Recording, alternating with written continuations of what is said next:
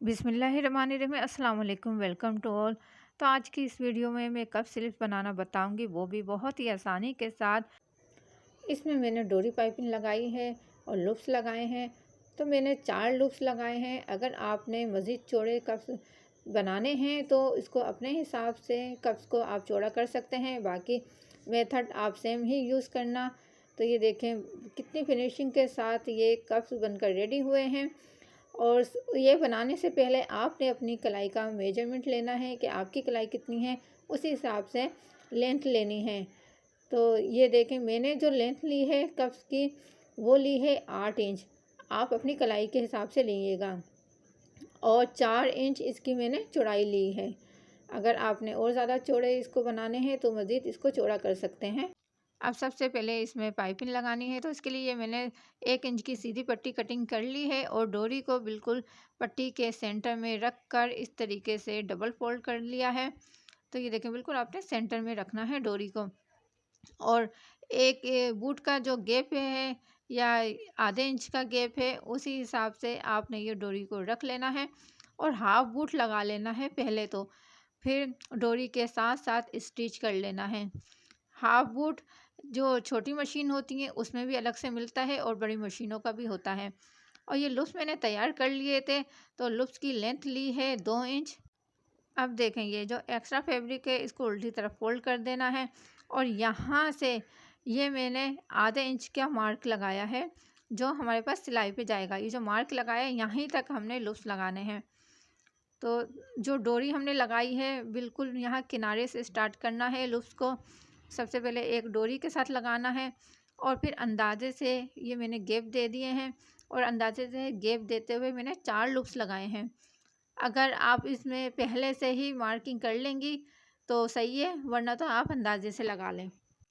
जो लूप्स यहाँ ऊपर की तरफ लास्ट में लगेगा जहाँ पे मार्किंग की है, सेम उसी मार्किंग के ऊपर रख कर ये लूप्स लगा लेना है।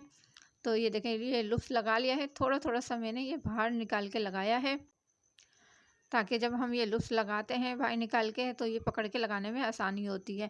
अब इसी के बराबर का एक और फैब्रिक ले लिया था और जिस पे लूप्स लगाए थे इसको उल्टा करके रख दिया है और सिंपल बूट के हिसाब से ये तीनों तरफ सिलाई कर लेनी है।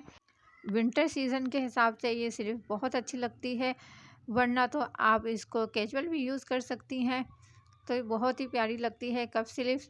तीनों साइड से स्टिच लगाने के बाद एक्स्ट्रा लूप्स को कटिंग करके कप को सीधा कर लें और इसके कोने भी निकाल लें किसी सीज़र या किसी नोकीली पिन वगैरह से।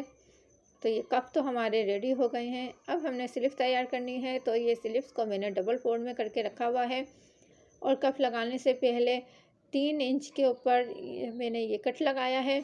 यहाँ से हम ओपन छोड़ेंगे और उससे पहले हम यहाँ पर घेरा डालेंगे।